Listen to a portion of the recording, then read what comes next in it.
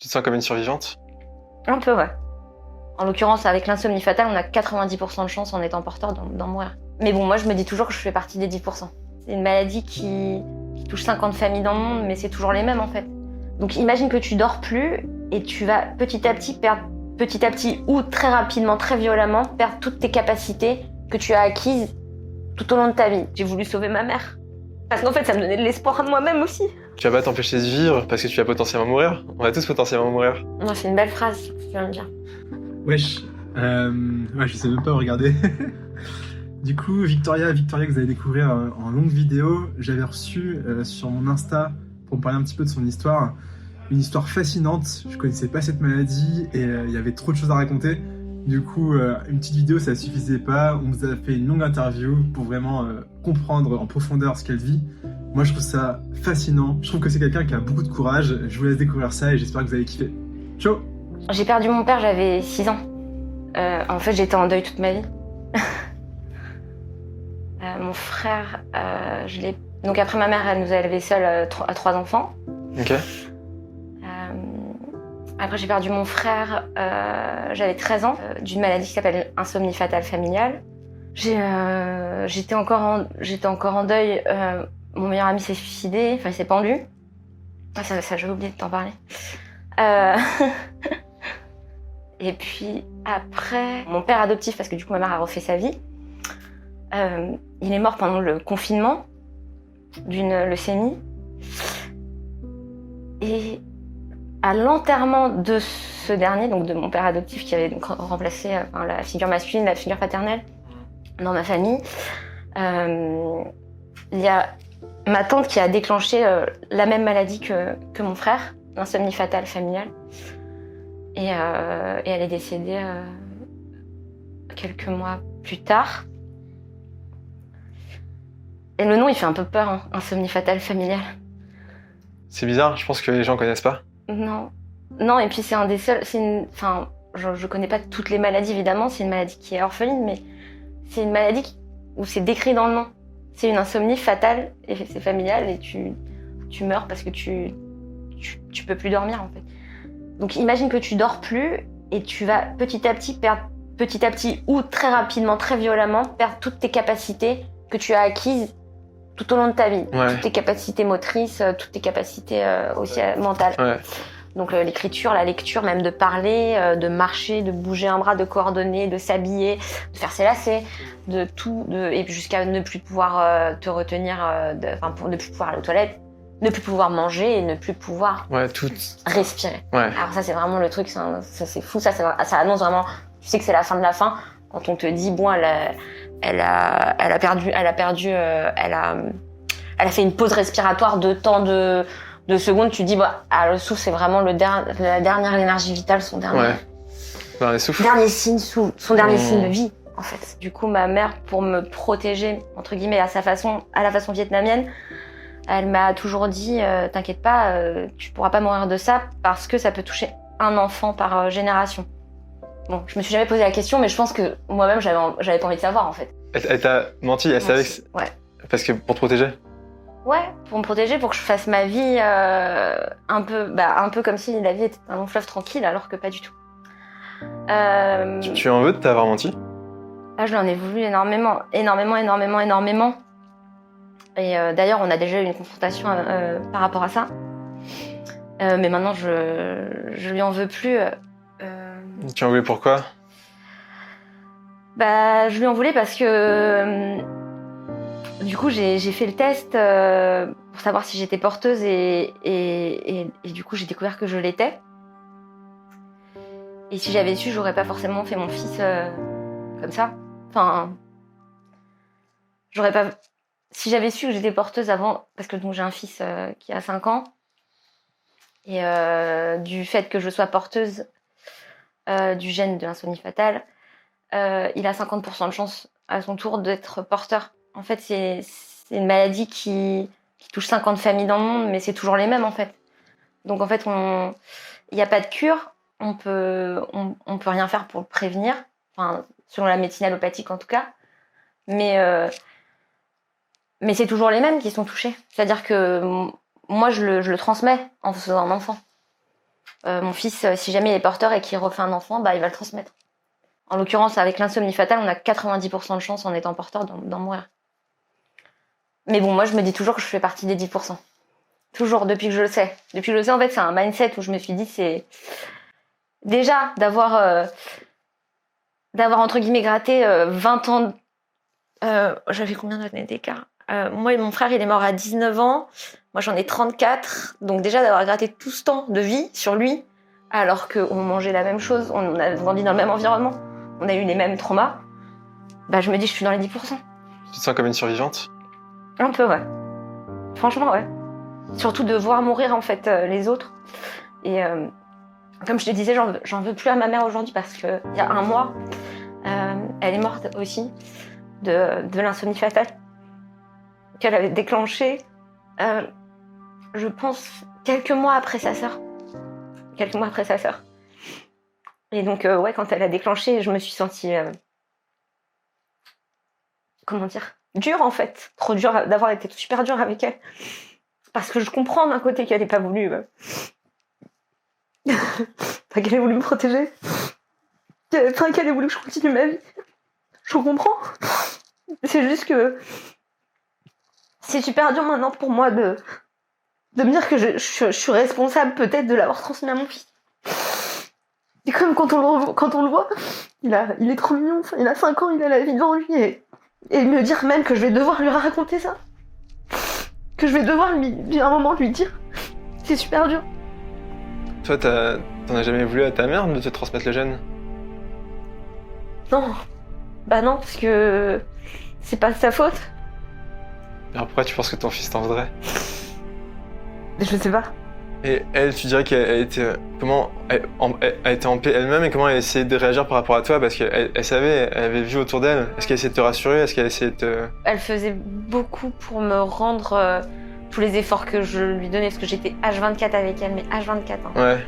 Vraiment, j'ai un peu mis en pause ma vie de famille et je pense que c'est ça qui a fragilisé aussi mon couple, ma famille, mon ex aujourd'hui. C'est que j'ai voulu sauver ma mère. J'ai voulu la sauver parce qu'en fait ça me donnait de l'espoir de moi-même aussi. Ça me donnait de l'espoir parce que je me disais bon bah vu qu'il n'y a pas de recherche, je vais faire ma recherche à moi. Et je suis pas docteur hein, mais je me disais bah je vais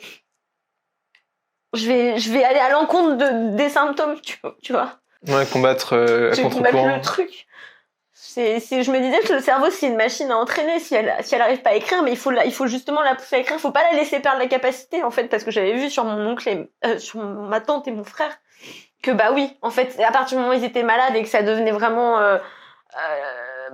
fatal, tu vois, ce côté fatal dans insomnie fatale, c'est vraiment ça. C'est que tu vois que c'est fatal. Et bah moi je voulais aller à l'encontre. Je voulais pas être fataliste justement. Je voulais aller à l'encontre de ça. Et je voulais l'entraîner.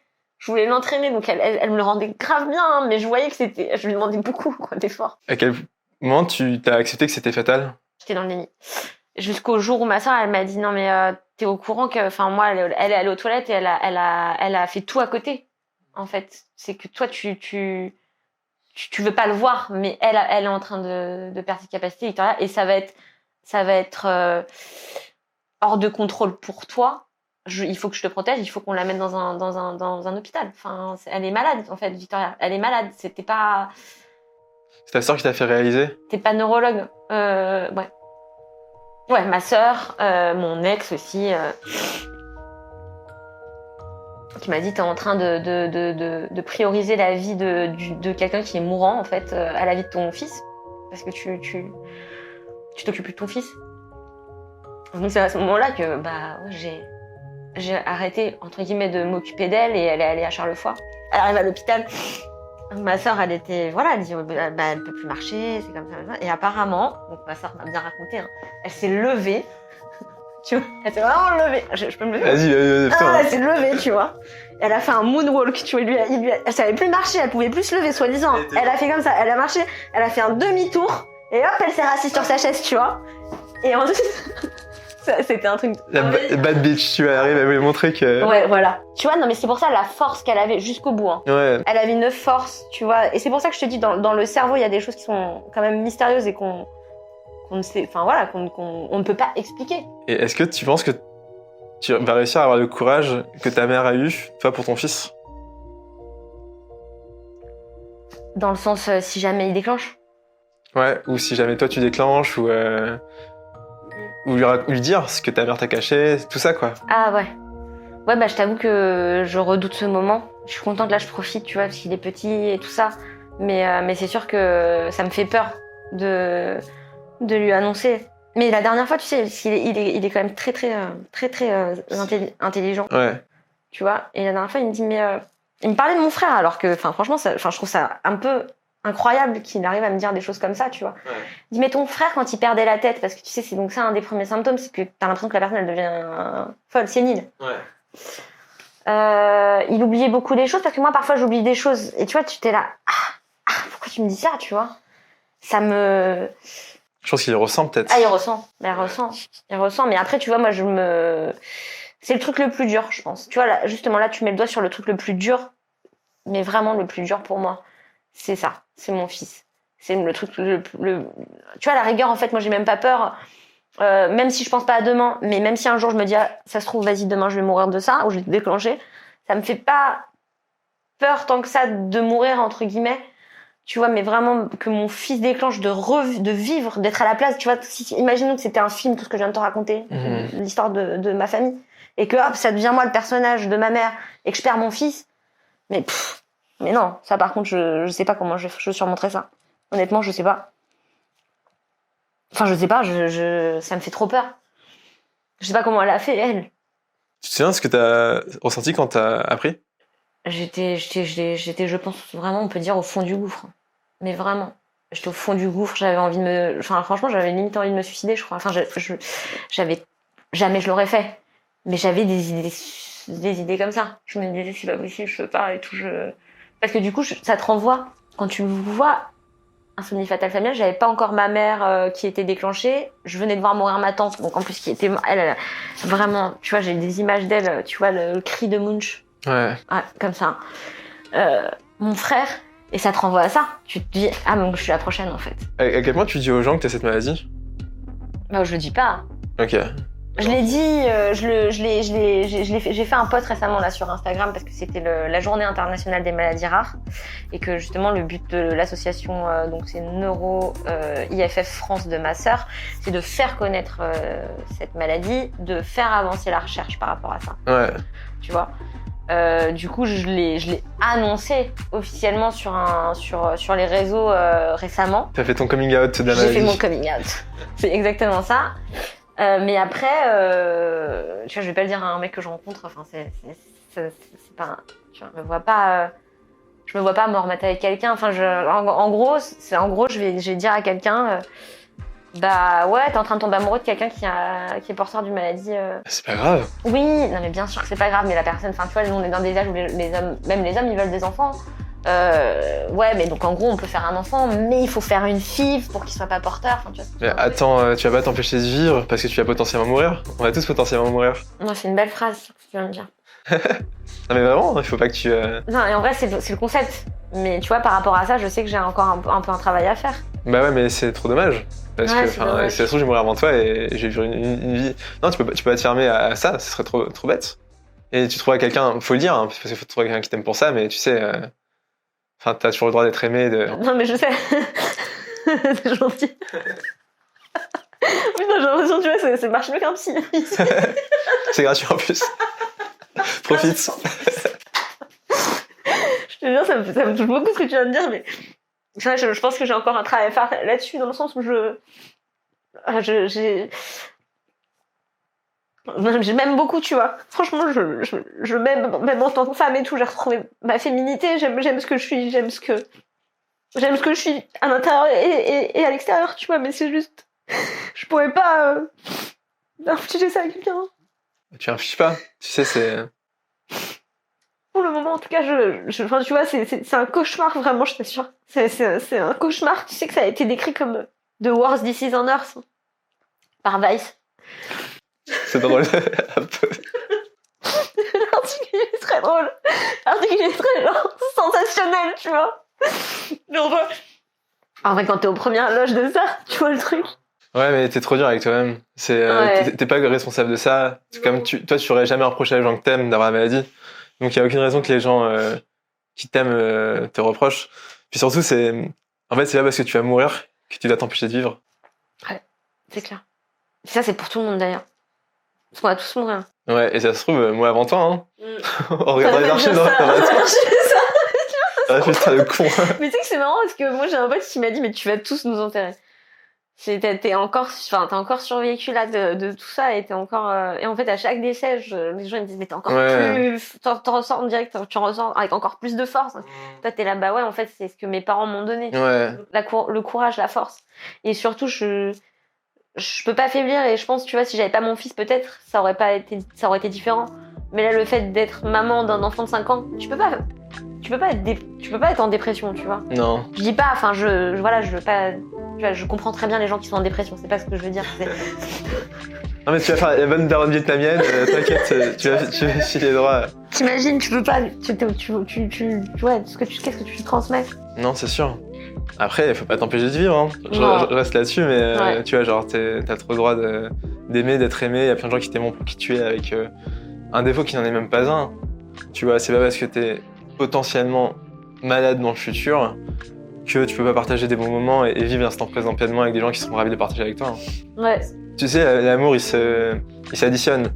Si tu donnes pas cet amour, il n'existera pas. Oui, c'est sûr. Donc en fait, c'est juste du bonus d'aimer les gens. T'as raison, c'est trop beau ce que tu viens de dire.